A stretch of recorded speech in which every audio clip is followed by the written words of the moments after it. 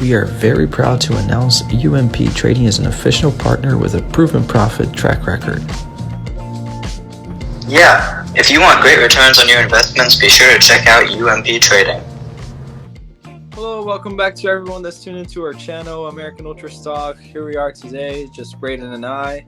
We didn't have a stock watch this week because there wasn't much to analyze really. International duty, we all know how that goes. But we're here to break down and analyze the victory that the US had, second one, 2 for 2. I mean, we had to do it.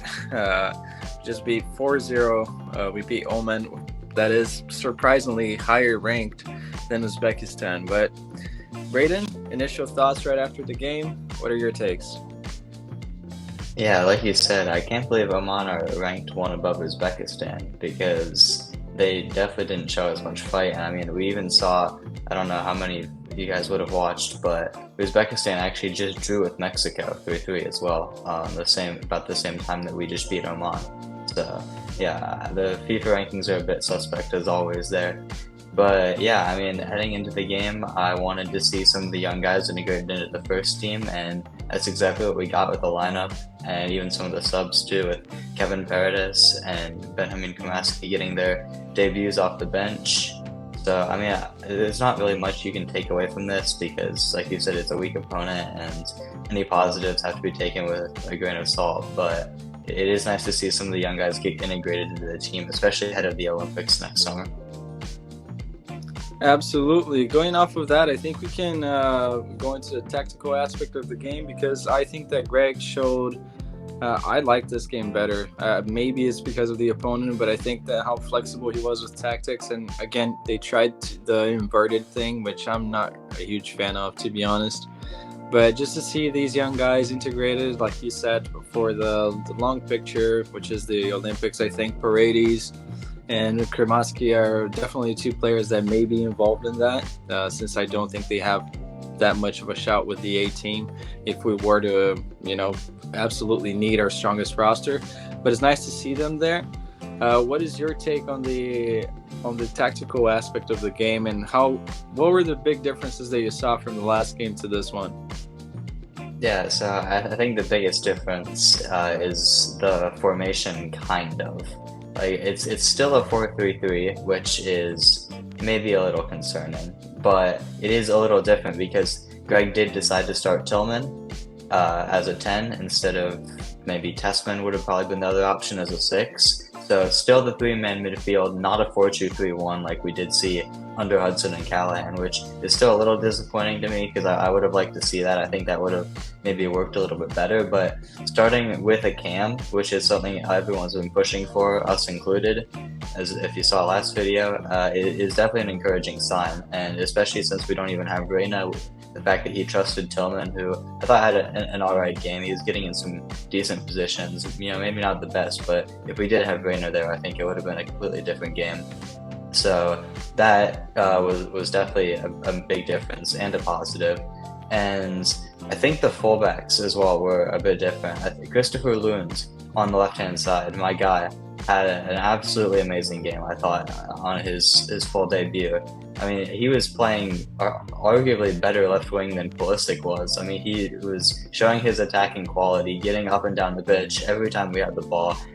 Honestly, it ran through him. I mean, he had the most touches on our team in the first half.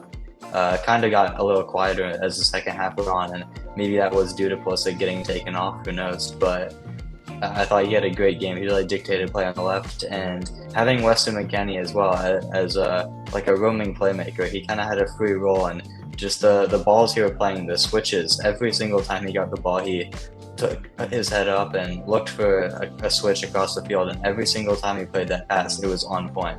Honestly, one of the best performances I've seen him put up in a USMNT shirt. Obviously, it's against a weaker opponent. We don't know how he'd be in that role against Germany or Ghana, but I think it's worth exploring because I think he was the man of the match. So in that role, and that's part of the 4-3-3 more attacking situation, because usually Greg wouldn't have him do that. He would just be kind of sit in as a box-to-box workhorse with Musa, which Musa kind of did this game.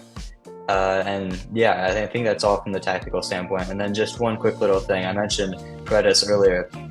we saw when the roster came out, we mentioned that him getting listed as a defender was kind of surprising, and I think it was really encouraging that when he got subbed on, he was playing as a winger instead of a fullback.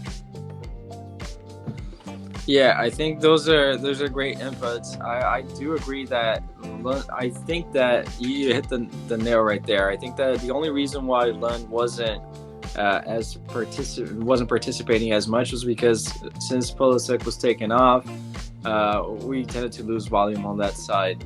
But also the 4-3-3, like you said, it is a different. I'll go to a FIFA term, FIFA tactics, like Jeff. It's a different variation. It's not the same number in parentheses right there, because as you said, we're usually having workhorse midfielders, and I'll give Greg some props for, credit where it's due. As much as I like Tessman, I don't think he had a great game at all on his debut, and I would much rather see Tillman get minutes. And even though it's a really weak opponent, it wasn't necessarily as a specific 10, a pure 10, but I'd rather see him get the minutes instead of just this three midfield that we always put out. And I think that Tillman had an okay game. Again, I don't think it was a great game, but it's nice to see him getting minutes, and I'll cut some slacks. These guys are just getting there, just getting used to the 18. But I think tactically it was a more versatile game, and definitely more flexible game. I don't know if that was due to Greg and the instructions, or just the weakness of the opponent, which naturally is going to give you more space and more confidence on the ball as well. Now, the next question, since we were talking about tactics, we talked about some young guys as well. On the short term,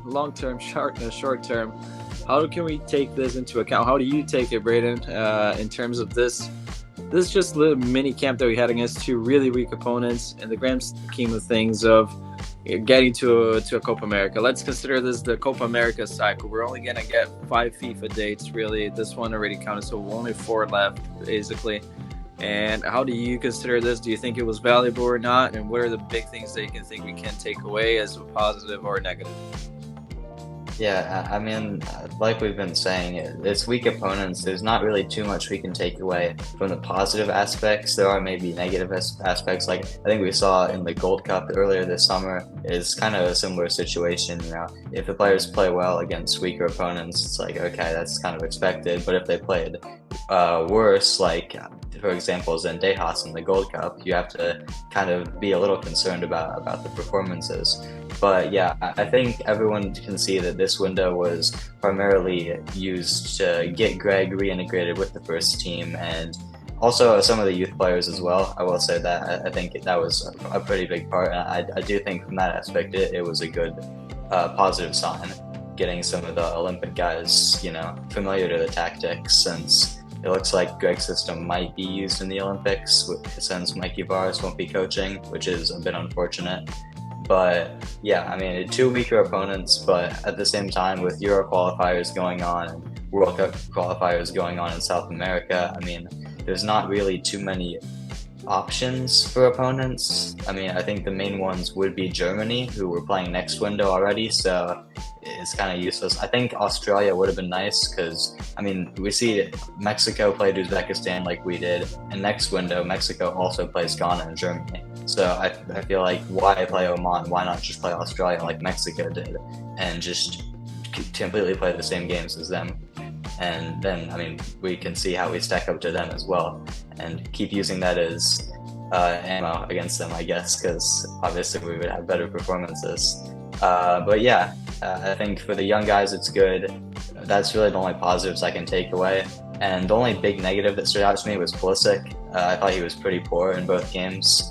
I do think him getting taken off at halftime was deserved. Maybe it did limit the production on the left-hand side just by his presence not being there, but it's not really down to what he actually added, because I thought when he was on the field, he was a little bit better tonight than it was against Uzbekistan, but I honestly thought he was the worst player on the pitch for us, and that's a product of everyone else being pretty solid. So a bit concerning from him. It seems like he can only be good for one team at a time. Usually it's the US national team, but now it seems like it's AC Milan, which it's nice to see him regaining his club form, but it's a little concerning against these weaker opponents. These were supposed to be his matches to maybe stat pad, try to get up the goals list, and push towards Donovan and Dempsey eventually, but he definitely missed an opportunity here. Yeah, just touching on Pulisic, everybody here knows that by now that I'm one of his biggest lawyers, and yeah, it's just disappointing, really.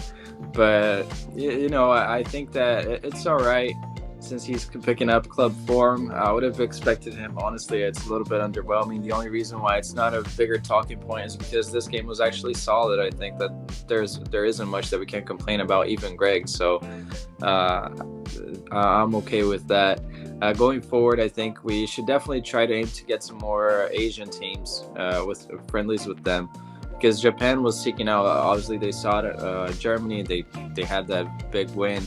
I think it would have been nice for us to play South Korea even, because their manager was saying that he was trying to get friendlies, and the South Korean FA was trying to sugar pad to stat pad his.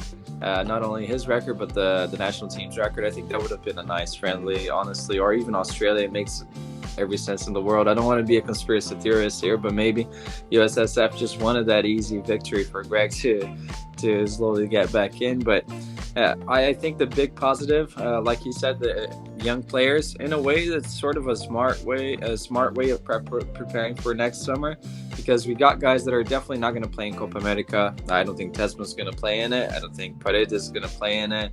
Kremaski, even less of a shout, to be honest, but they might be involved in the Olympics. We know it's hard to get released in those, and all of those three guys, obviously Paredes is in a big club, but I think they would have been more likely to getting released for the U23s, and it's nice to have them, next to some experience to first teamers, if you want to say, the A squad. And it's nice to see Horvath getting a game too. I mean, I'll take that as a positive after this summer. I don't know if things went according to his plan, if he was okay with being a backup or if he wanted to start. I mean, I would imagine with the season he had last year, it would have been nice to get quite easy actually, to find a suitor, even if it is at the championship level. But yeah, I think that's it really. Braden, anything else you want to add on to this? Not really, to be honest. Just one quick thing. Christopher Lund is the pronunciation. I've heard the announcers in the game and some other USMNT YouTubers, not naming names, but I've heard them all pronounce it Lund like he's American. But we got to remember he's from Danish origin, so I just wanted to point that out before he gets to be one of our best players, because it will happen. Trust me. That's a guy that I'm really impressed with. I don't think I talk too much about him, because I mean, you hit all the points. I think maybe it's too early to say, but he's the backup for Jedi. I think he's done well. He plays at a good level. Serie B is not a bad level, especially for the club that he plays, Palermo. They're always fighting for promotion, so it's nice to see. I wouldn't be surprised if in 2 years' time he's playing for a Serie A club.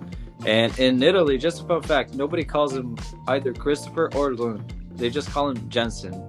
That's what they call him. It's another last name that he has, and it's even weird watching. When the first time I was going to watch him with Palermo, I was thinking he wasn't playing, but it's Johnson. That's how they pronounce it there. But he got three names apparently. But thank you, Braden. Thank you guys for watching. Now we are going to be back to regular programming. It should be back to normal with the stock watch. I don't really like international window. I love watching the USMNT, but the fact that we're without games for a couple weeks, it's kind of boring. So thank you so much for bearing with us, watching this video. Leave a comment if you thought this game was better than the first one, and your takes, short term and long term. What are your takes in regards to this little window we had? We'll see you guys next time. Like, share, and subscribe.